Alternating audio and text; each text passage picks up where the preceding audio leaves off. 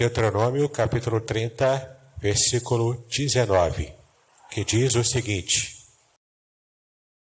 Os céus e a terra tomo hoje por testemunhas contra vós, de que te tenho proposto a vida e a morte, a bênção e a maldição. Escolhe, pois, a vida para que vivas, tu e a tua descendência. Vou ler novamente. Os céus e a terra tomo hoje por testemunhas contra vós, de que te tenho proposto a vida e a morte, a bênção e a maldição. Escolhe, pois, a vida para que vivas tu e a tua descendência. Meus amados, esse texto ele se refere a um período bastante difícil para a vida de Moisés. Depois que Moisés reúne todo o povo para que ele estivesse trazendo àquele povo as suas últimas palavras, porque daqui a um mês, aproximadamente, Moisés estaria morrendo. E Deus já havia dito para Moisés o seguinte: olha só, você me desobedeceu. Era para apenas você falar à rocha, e a rocha faria brotar água para saciar a sede das pessoas do meu povo nesse deserto, mas você me desobedeceu. Você, ao invés de falar com a rocha como eu mandei, você bateu na rocha. E isso afrontou o coração de Deus, porque a quem muito é dado, muito lhe é cobrado. E Moisés havia recebido uma revelação especialíssima de Deus, como ninguém mais da sua própria geração havia recebido. Quando estudamos a vida de Moisés, conforme revelada na palavra de Deus, nós percebemos ali que o nível de intimidade com Deus que Moisés teve ao longo de sua vida foi um nível jamais alcançado por ninguém dentro do povo de Deus até a sua geração. E a gente vai percebendo ali no trato de Deus com Moisés. Teve inclusive uma ocasião em que Deus desejou matar Moisés, havia tentado matar o próprio servo dele, Moisés, antes da libertação do Egito. Mas se você for ler a história da Bíblia, Deus foi mudando o seu modo de agir por causa de uma atitude da esposa de Moisés, chamada Zípora. E nessa luta de Moisés, aceitando, mas a contragosto, fazer aquela obra, fazer aquele trabalho, Moisés, portanto, cede e faz a escolha que devia ser feita. A escolha de servir a Deus. E ao longo de sua trajetória, nós vamos vendo as dificuldades que Moisés enfrenta. Dificuldades pessoais, dificuldades também envolvendo a liderança daquele povo que Deus havia colocado em sua mão para que ele estivesse libertando. Dificuldades das mais variadas. E o que me chama a atenção é que nesse momento, quando Moisés estava já prestes a falecer, e Deus já havia falado com ele de que ele não entraria na terra prometida, por causa do seu ato de desobediência, Moisés foi, naquele momento, preterido de entrar em Canaã, de entrar na terra prometida. Mas Deus permitiu com que ele se levantasse e subisse o monte, mesmo com a sua idade já muito avançada, e ele pôde então vislumbrar o que seria a entrada nessa terra prometida que aconteceria uma geração depois da vida do servo de Deus, também do servo de Moisés, chamado Josué. Ele contempla a terra, talvez com o seu coração entristecido. Imagina o vento daquele deserto, aquele vento quente, carregando poeira junto ao rosto de Moisés e uma lágrima talvez escorrendo sobre sua barba. E naquele momento ele estava contemplando a promessa de Deus, o futuro do que Deus havia prometido para a nação. Mas ele havia sido preterido de entrar e tomar posse daquela terra. Talvez o coração de alguns irmãos, talvez o meu coração, pudesse ficar amargurado. Mas eu nadei e fui morrer na praia. Lutei tanto com esse povo, aguentei firme muitas coisas. Talvez o coração de alguns servos de Deus, especialmente dos dias de hoje, né, que o pessoal chama aí de crente Nutella, né? Em vez de ser crente raiz, seria crente Nutella. Estaria murmurando, reclamando: cadê a minha bênção? Quero tomar posse da bênção. O que eu acho interessante é que Moisés não esteve murmurando, triste com certeza, mas nunca murmurando contra o Senhor. Porque nesse período, no final de Deuteronômio, pouco antes da sua morte, um mês aproximadamente antes de morrer, Moisés só teve um pensamento no seu coração. Diante de tudo que ele podia falar para aquela nação, para aquele povo que ele já estava lutando há muitos anos e já, quem sabe, até acostumado e conhecia aquela geração, mas ele já estava com o seu coração cansado, o coração entristecido, mas ele se levanta e não surge uma única palavra de murmuração na boca de Moisés. A palavra que vem à sua mente e o que está borbulhando no seu coração é qual o legado que ele deixaria para aquele povo. Diante da sua crise final, próximo à sua morte, Moisés tinha essa preocupação de trazer uma mensagem que trouxesse um legado de fé, de firmeza para aquela nação. E se você for ler aqui desde no capítulo 30 de Deuteronômio, que nós lemos aqui o versículo 19, mas se você for ler comigo desde o versículo 11, olha como a palavra de Deus diz, aquelas frases que Moisés queria deixar para o seu povo, a partir do versículo 11. Porque este mandamento que hoje te ordeno não te é encoberto, e tampouco está longe de ti. Não está nos céus para dizeres: quem subirá por nós aos céus, que não o traga e não o faça ouvir para que o cumpramos. Nem tampouco está além do mar para dizeres: quem passará por nós além do mar para que não o traga e não o faça ouvir para que o cumpramos. Porque esta palavra está muito perto de ti, na tua boca e no teu coração, para a cumprires. Vês aqui hoje te tenho proposto a vida, o bem, e a morte e o mal. Porquanto eu te ordeno hoje que ameis ao Senhor teu Deus, que andeis nos seus caminhos e que guardes os seus mandamentos, e os seus estatutos e os seus juízos, para que vivas e te multipliques, e o Senhor teu Deus te abençoe na terra a qual entras a possuir. Porém, se o teu coração se desviar e não quiser dar ouvidos e fores seduzido para te inclinares a outros deuses e os servires, então eu vos declaro hoje que certamente perecereis. Não prolongareis os dias da terra a que vais, passando o Jordão, para que, entrando nela, a possuais. Os céus e a terra tomo hoje por testemunhas contra vós de que eu tenho proposto a vida e a morte, a bênção e a maldição. Escolhe, pois, a vida para que vivas tu e a tua descendência, amando ao Senhor teu Deus, dando ouvidos à sua voz e achegando-te a Ele, pois Ele é a tua vida e o prolongamento dos seus dias, para que fiques na terra que o Senhor jurou a teus pais, a Abraão, a Isaque e a Jacó, que lhes havia de dar.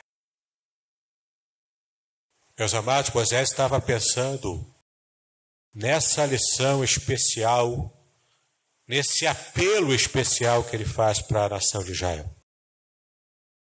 E ele coloca, com o seu coração em chamas, ele coloca duas opções. E é interessante a gente perceber o porquê que ele coloca essas duas opções, porquê que ele fala que eu coloco diante de vocês, e no original em hebraico o que aparece aqui a expressão é eu coloco na frente do rosto de vocês, das faces de vocês. Está aqui, ó, na sua frente, não tem como você negar, não tem como você fugir dessa escolha. Não tem como você ignorar isso que eu vou falar para você, porque está diante de você. Não está longe, a lei do Senhor não está longe, mas a lei do Senhor está perto, diante de você. E nessas duas opções, a primeira é a vida. Quando você obedece à lei do Senhor, você recebe como recompensa a vida. E a outra opção é a morte. É uma opção, sim, mas uma opção impensável. Mas se você desobedecer à lei do Senhor, você colherá como recompensa a morte. E a gente consegue perceber que Moisés está se referindo aqui ao modo como aquela nação estaria se guiando quando colocasse a planta do seu pé na terra prometida em Canaã. Moisés não entraria fisicamente em Canaã, mas ele sabia que aquela geração entraria.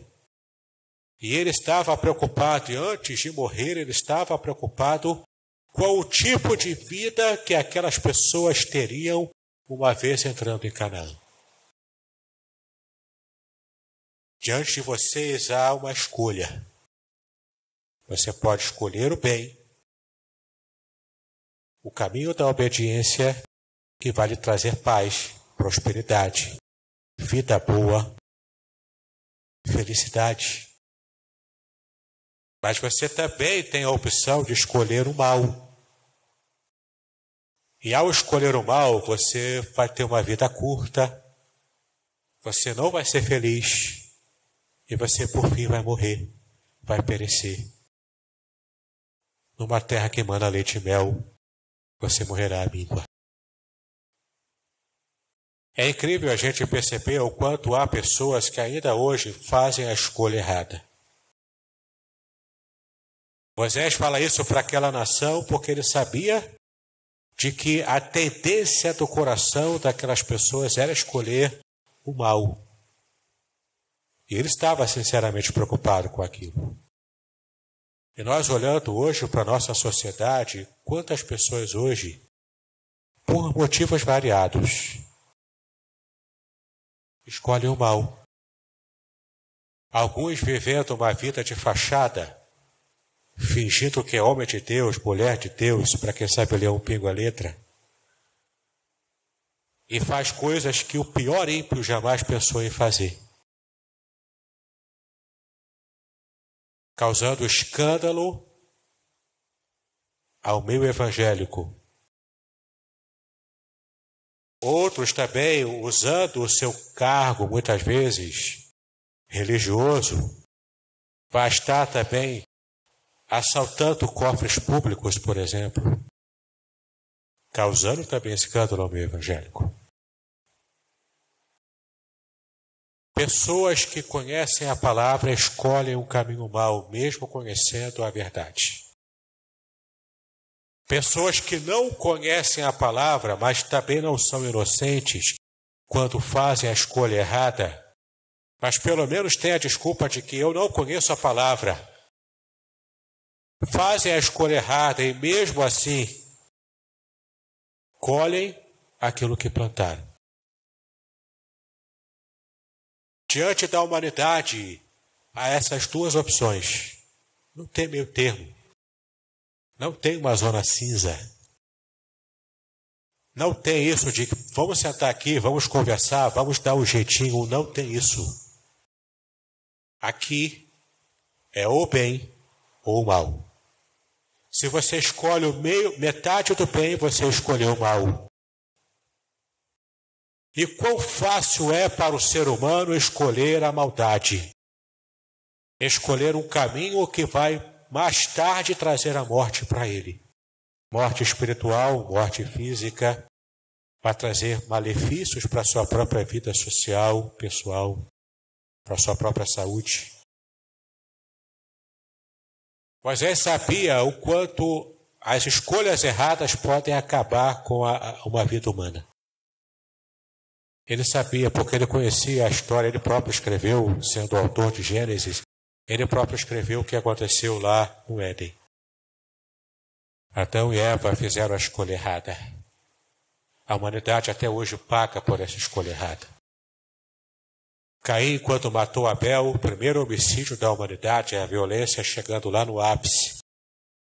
Logo no começo dos dias, o texto bíblico diz que Deus, quando conversa com Caim, quando vai tomar de Caim a obediência, a resposta daquilo que ele havia feito, o texto bíblico diz que quando Deus fala com Caim, ele responde da seguinte maneira: o teu desejo será contra ti, mas cabe a ti dominá-lo. Ou seja, o mal está à espreita, e o texto, como aparece lá no original em hebraico também, deixa entender que aquele mal está pronto para dar o bote, ele está pronto para atacar, está totalmente aceso.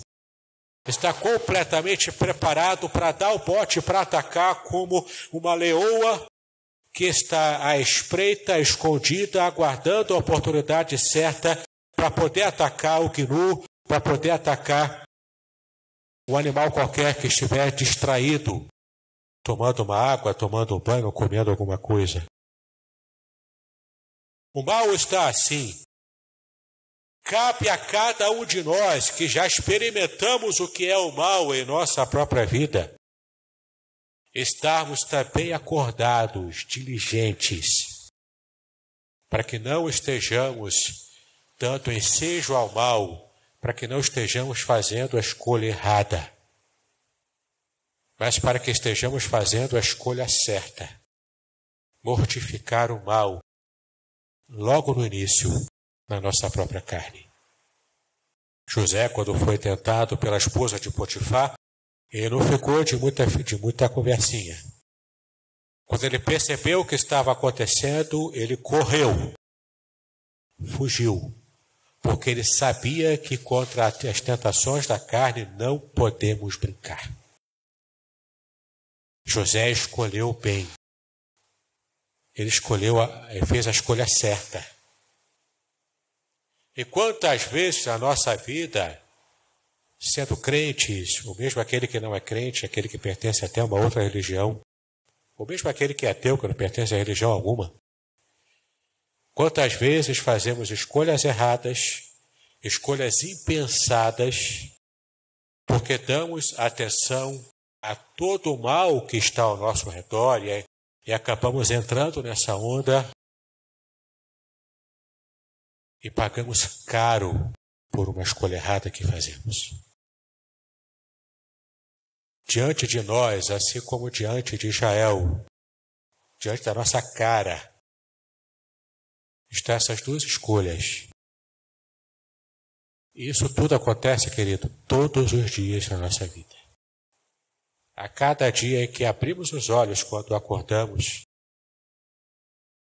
temos que escolher: vamos fazer o bem, vamos fazer o mal. Às vezes eu começo fazendo o bem e num único instante de fraquejamento eu faço o mal, peco, desagrado o coração de Deus.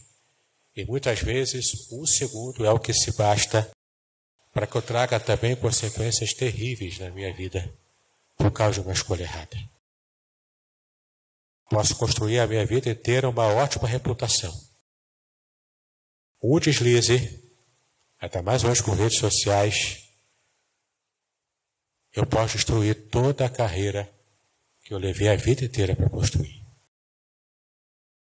Diante de vós eu coloco o céu e a terra como testemunhas. O céu representando Deus, a terra representando toda a sociedade humana do mundo inteiro.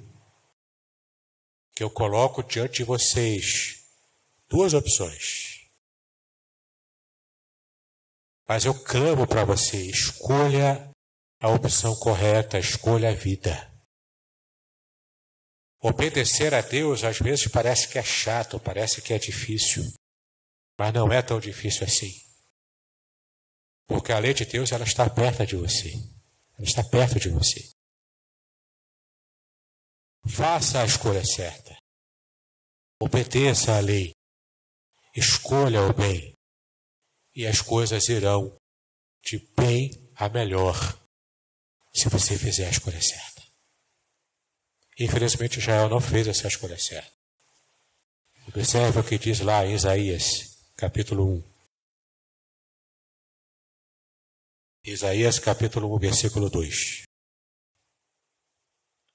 O texto é um pouco maior, mas não vamos ler apenas o versículo 2. Isaías, capítulo 1, versículo 2.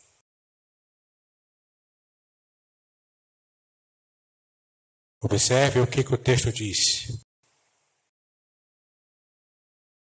Ouvi, ó céus, e dá ouvidos tu, ó terra, porque o Senhor tem falado. Criei filhos e engrandeci-os, mas eles se rebelaram contra mim.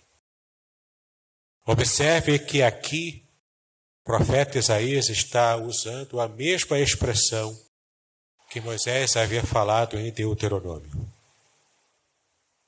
Ouvi, ó céus, e dá ouvidos tu, ó terra.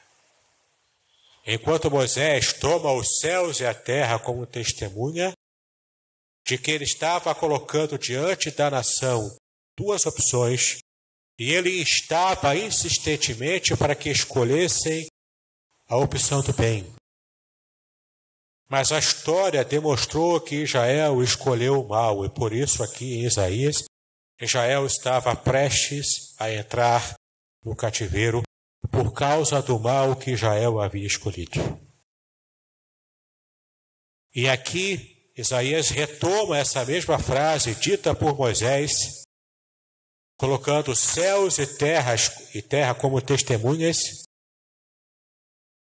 de que agora estava se cumprindo aquela palavra que Moisés havia dito que aconteceria caso fizesse a escolha errada. E a nação pagou um preço muito caro no cativeiro. 70 anos no cativeiro babilônico, pagando o preço da desobediência. Nossa nação brasileira ainda precisa ter um conhecimento de Deus que nós, como igreja evangélica aqui no Brasil, não tivemos ainda. Não tivemos a coragem, a intrepidez, a força, o desejo de fazer com que essa nação realmente conheça a palavra de Deus. Abrem-se muitas igrejas em vários lugares. Você vai andando pela rua, você esbarra em várias igrejas. Mas infelizmente isso não é garantia de que a nação brasileira está recebendo o Evangelho. E por que não é garantia? Porque nós vemos uma nação cada vez mais preconceituosa contra o povo de Deus. Quando você observa ações como essas que temos visto recentemente, isso só piora a situação. O cara que não conhece a palavra, ele só sabe pensar o seguinte: está vendo aí? Crente também rouba. Está vendo aí? Crente também faz coisa errada. Está vendo? Crente também é psicopata. Isso só vai afastando as pessoas do nosso principal trabalho, nossa principal missão, que é pregar o Evangelho. Se é uma coisa que essa pandemia ensinou para a gente, é o quão frágil é a vida humana. E o quanto precisamos de Deus. E o quanto o mundo precisa de Deus. E o quanto nós precisamos, queridos, aproveitar. Sim, aproveitar. Hoje há um ambiente virtual que está sendo cada vez mais requisitado. As pessoas têm feito lives. A Bíblia nunca foi tão pregada na internet quanto está sendo pregada hoje. alguns deturpando. Mas há muitos pastores que estavam apenas no ambiente da sua igreja local e agora estão realmente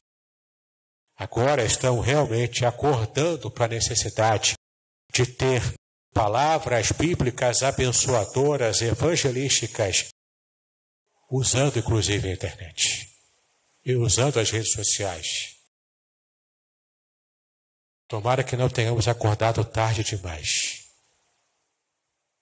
mas que possamos ocupar o nosso espaço pregando o Evangelho, dando principalmente o bom testemunho, porque de mau testemunho o que não falta aqui no Brasil.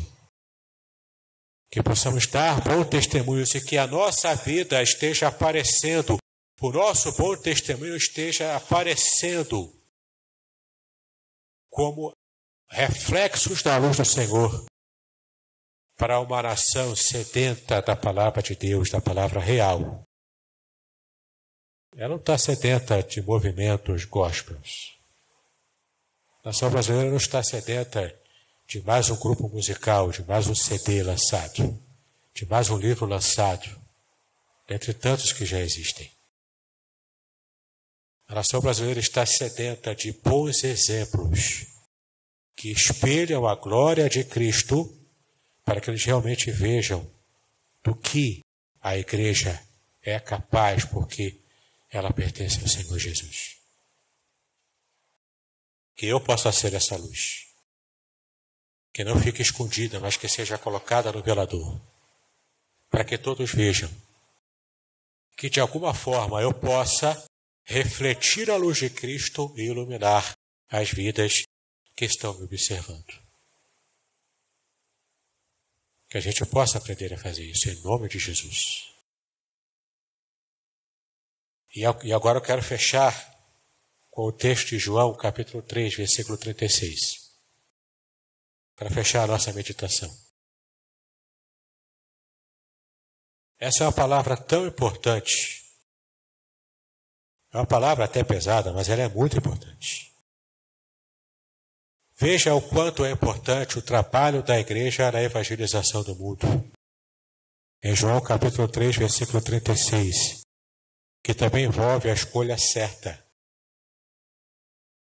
Aquele que crê no Filho tem a vida eterna, mas aquele que não crê no Filho não verá a vida, mas a ira de Deus sobre ele permanece. Que possamos fazer a escolha certa como cristãos, de darmos testemunho certo, correto, concreto, do que é servir ao Senhor para o mundo que está tão desesperado por modelos bons. Que possamos também, queridos, proclamar a esse mundo sedento de Deus que apenas em Cristo Jesus há vida eterna. E aqueles que zombam dele, aqueles que rejeitam o Senhor, aqueles que inclusive vão se utilizar, e pode ter certeza que eles vão se utilizar, desses péssimos exemplos da mídia, que muitos que se dizem evangélicos estão protagonizando, eles vão usar isso contra a igreja cristã. Que todos nós, aqui da Igreja do Barreto, possamos ser o contraponto a esse tipo de argumento. Não o contraponto porque eu vou gritar mais alto, porque eu vou falar, porque eu vou fazer debate. O contraponto com a minha vida. A ponto de quando alguém quiser criticar o povo evangélico, o povo de Deus, não, peraí, eu não posso criticar. Por quê? Porque eu conheço uma igreja que esse povo é diferente. Ele não é como o restante. Então, para quem tiver um pouco de consciência, mesmo lá fora no mundo, vai frear esse tipo de crítica. Porque ele terá exemplos de homens, de mulheres, que são sinceros, que realmente amam ao Senhor e que são sal da terra e luz do mundo. Amém? Deus nos abençoe, queridos.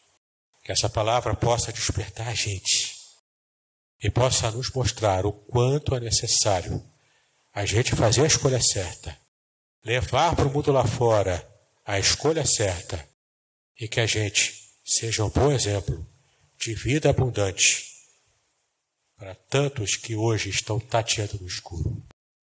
Que Deus nos abençoe, em nome do Senhor Jesus Cristo.